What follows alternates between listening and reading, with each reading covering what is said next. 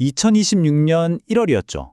백악관에서 딱 한 줄짜리 메시지를 올렸는데 전 세계가 그야말로 발칵 뒤집혔습니다.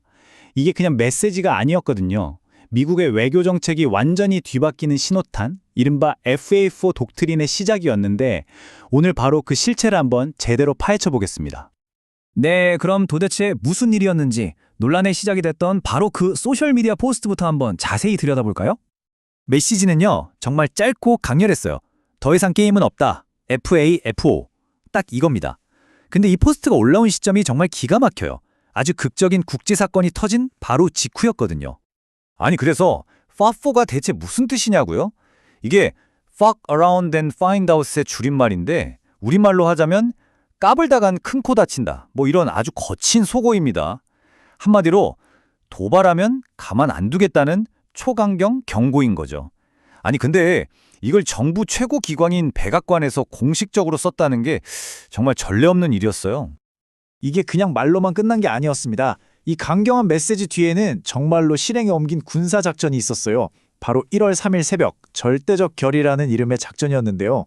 미군 최정예 특수부대 델타 폴스가 베네수엘라의 니콜라스 마두로 대통령을 전격 체포한 겁니다. 놀랍게도 큰 충돌 없이 마두로 대통령 부부를 사로잡아서 그대로 뉴욕으로 이송해버렸죠. 자, 그런데 여기서 이야기가 더 재밌어집니다. 그 FA4 메시지와 함께 올라온 사진 한 장이 있거든요. 이게 진짜 의미심장해요. 이 사건을 완전히 다른 차원에서 보게 만듭니다. 이게 그냥 아무 사진이나 갖다 쓴 게 아니었어요.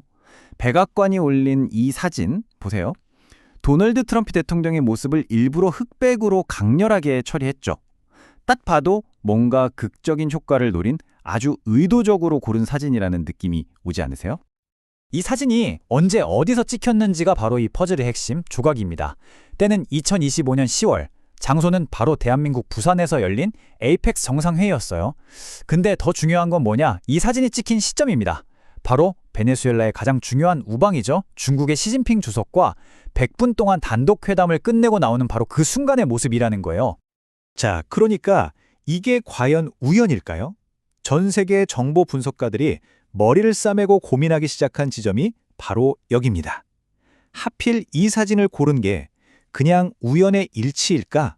아니면 명백하게 중국을 향해 너희도 까불지 마라라는 계산된 신호를 보낸 걸까요? 자, 그럼 이 하나의 사건이 어떻게 해서 그냥 해프닝으로 끝나지 않고 미국의 새로운 외교 정책 하나의 독트린으로까지 불리게 됐는지 한번 살펴보겠습니다. 국내 싱크탱크인 세종연구소의 분석을 보면요. 이 FAO 사건 절대 즉흥적인 행동이 아니라는 겁니다. 이건 미국의 외교 정책 기조가 뿌리부터 바뀌었다는 걸 보여주는 신호탄이고 아주 의도적이고 파괴적인 새로운 접근법의 시작이라는 거죠. 이 분석이 정말 핵심을 정확히 짚고 있는데요. 이게 무슨 말이냐면 2차 세계대전 이후 무려 75년 넘게 유지되어 온 국제 질서, 그 시스템 자체를 이제는 따르지 않겠다는 선언이나 마찬가지라는 겁니다.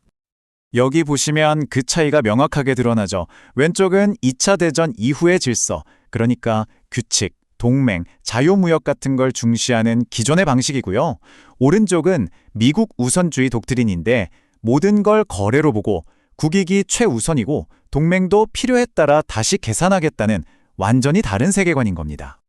근데 중요한 건 이게 그냥 말이나 구호로 끝나는 게 아니라는 점이에요. 하나의 트윗, 하나의 군사작전, 이 수준을 넘어서 훨씬 더 크고 빠르게 전방위적으로 실행되고 있다는 겁니다. 그리고 2026년 1월 7일 백악관이 숫자 하나를 딱 발표합니다. 바로 66. 이 66이라는 숫자가 뭐냐면요. 미국이 가입해 있는 모든 국제기구랑 조약을 싹 다 검토해서 이건 우리한테 이득 안 되겠다 싶어서 탈퇴하겠다고 콕 찍은 리스트의 개시입니다. 이건 뭐 국제사회라는 틀 자체에서 대규모로 발을 빼겠다는 엄청난 선언인 거죠. 그 내용을 좀 뜯어보면요. UN 관련된 기구가 31곳, 그리고 그 외 국제협약이 35곳, 정말 분야를 가리지 않고 광범위하게 손을 대고 있다는 걸 알 수 있습니다. 아니 근데 수십 년 동안 지켜온 외교 정책을 어떻게 하루아침에 이렇게 확 뒤집을 수 있을까요? 그 동력은 어디서 나오는 걸까요? 그 답을 찾으려면 미국 안으로 2024년 선거 결과로 드러난 정치 지형의 변화를 들여다봐야 합니다. 2024년 선거 결과를 보니까요. 공화당이 대통령직은 물론이고 상원, 하원까지 싹쓸이를 한 겁니다. 이걸 단일 정부라고 부르는데 행정부와 의회를 한 당에 다 장악했으니까 사실상 정책 추진에 브레이크를 걸 사람이 없어진 거죠. 전통적인 견제와 균형이 무력화된 겁니다. 이런 압승이 가능했던 건 바로 트럼프 연합이라고 불리는 새로운 지지층 때문입니다. 공화당이 예전의 공화당이 아니에요. 다인종 노동계층 정당이라는 말까지 나올 정도니까요. 전통적으로 민주당을 지지했던 라틴계나 흑인, 젊은 유권자들 표를 엄청나게 끌어오면서 판이 완전히 바뀐 겁니다. 바로 이겁니다. 이렇게 미국 내 정치 지형이 재편됐기 때문에 행정부 입장에서는 우리의 이런 급진적인 외교 정책 변화는 국민들이 지지해 주는 거다. 이건 국민의 뜻이다. 라고 밀어붙일 수 있는 강력한 명분을 얻게 된 거죠. 자, 그럼 이 모든 조각들을 한번 맞춰볼까요? 결국 이게 다 무슨 의미일까요? 한마디로 세계는 이제 누구도 가보지 않은 길, 아주 새롭고 예측 불가능한 시대로 접어들고 있다는 겁니다. 오늘 이야기의 흐름을 정리해보면 이렇습니다.